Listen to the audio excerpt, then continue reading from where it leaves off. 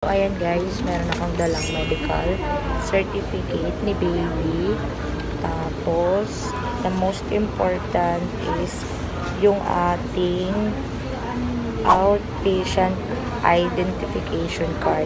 Ito, yung card sa hospital na binibigay pag nagpa-check up ka or may ginawa kang medical. Okay, so ayun, ipipila natin to para wala na tayong babayaran sa hospital fees.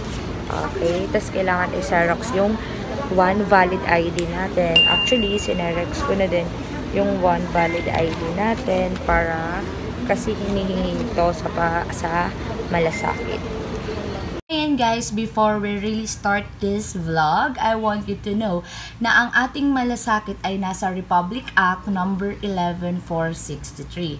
Ayan guys, ang act na to, Malasakit Center, in all Department of Health DOH hospital in the country and in the Philippine General Hospital. Ibig sabihin ay pwedeng-pwede to sa lahat ng public hospital gamitin ang ating mga malasakit card.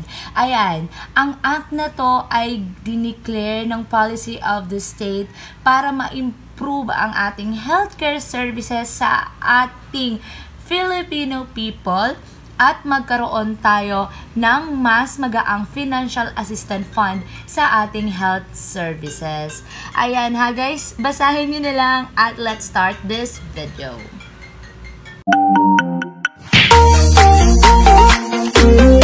So ito yung entrance ng Amang Rodriguez Manila Memorial Hospital sa Marikina City. Tapos ibibigay lang po ito. Hindi po, may magpaano sa inyo doon. Assist, sige.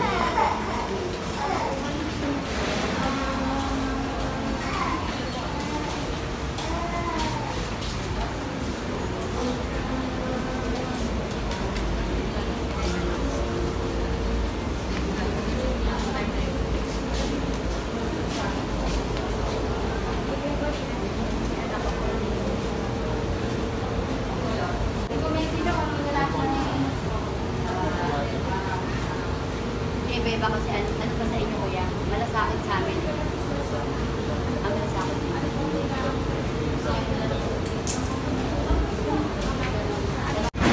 Ayan, pila ka girl. Akala mo maganda ka ha. Umipila sa malasakit. Ayan, for the content.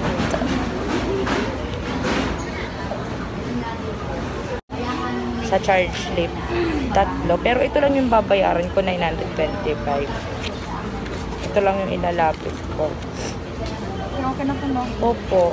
Tapos, pero pinaserox ko yung ito. Ano ba? Isa-serox din yan? Hindi ko sure. Pinaserox ko na lang. Sa akin, sabi nyo, ID lang daw. Oo, ID lang. Pinaserox ko na lang. Baka kasi, dyan lang naman yung Xerox. Malapit lang. Sa akin, ID lang. Dapat sinabi na lahat. Pero siya, meron din siya eh. Xerox mo na lang ko. Dyan lang naman. 2 pesos. Hindi din paano magdikit na naman. Ay, hindi mo idikit. Isang bond paper na lang. Oo.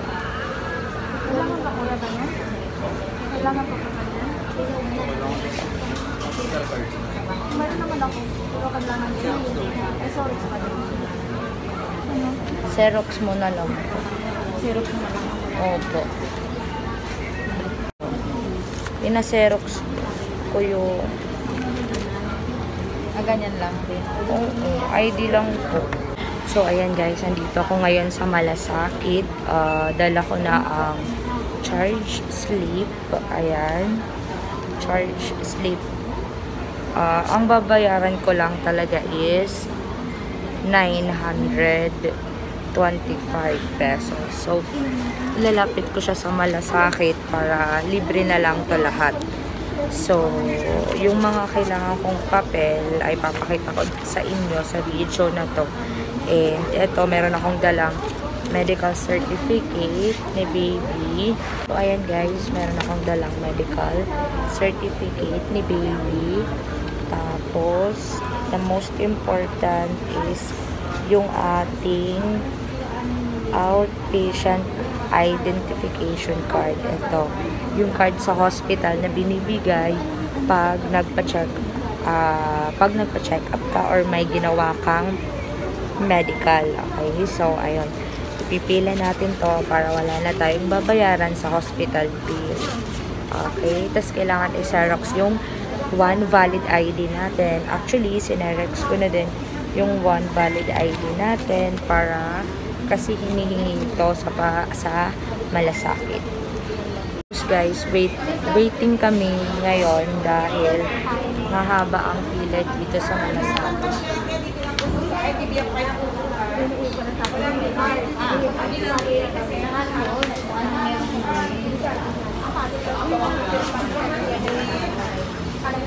Ayan, marami po ang pila. Mahaba.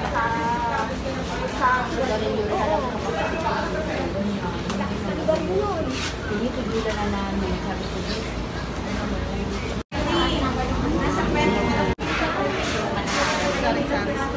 Guys, nakakaantok. Gusto ko lang matulog.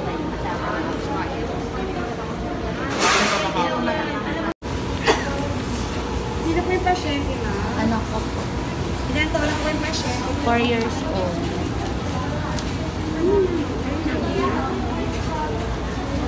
Ano ma'am, OPD po ma'am. Ay, ang ina, DSWD. Mamaya kayo alas 10. Pagpila ka na tayo.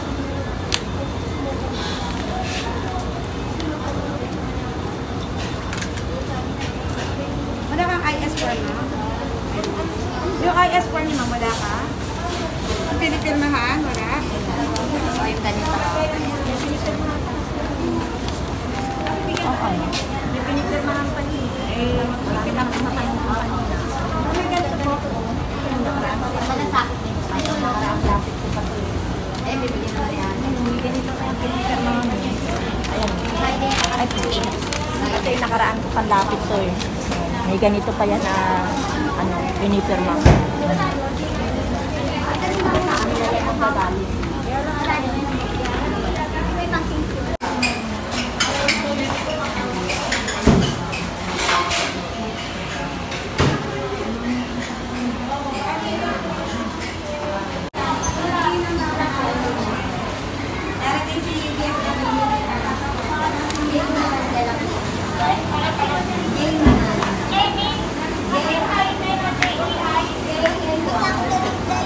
So, ayan guys, pinalitan pala yung priority number ko. So, 21 na ako, malapit na. At nandito na ako sa harapan. Naghihintay para makapunta doon sa interviewer.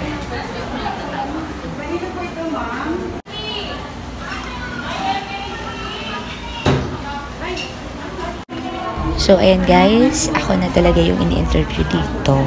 And, syempre, confidential lahat ng mga tinatanong. So, ayan, basta alam niyo na kung ano mga sinulit niyo dun sa papel mismo na information sheet, yun lang naman yung mga itatanong sa inyo. At may mga iba pang questions, like sa bill sa bahay, sa tubig, mga ganyan lang. Last month income. And actually, pag lumalapit kayo sa mga ganitong bagay, kailangan yung mga sinasabi nyo is half lang sa income nyo, diba? Pero huwag kayo masisinungaling. Babawasan nyo lang. Bali, okay na po yan, ma'am. Tapos, dadaling ko po sa pharmacy. Makakakuha na ako ng gamot. Thank you po, ma'am.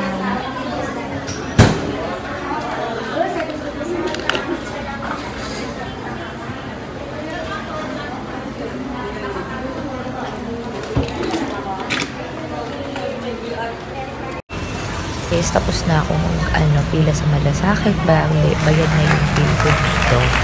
And, ayan. Wala na akong ibang alam pa dahil bayad na lahat. Ayan, thank you, malasakit.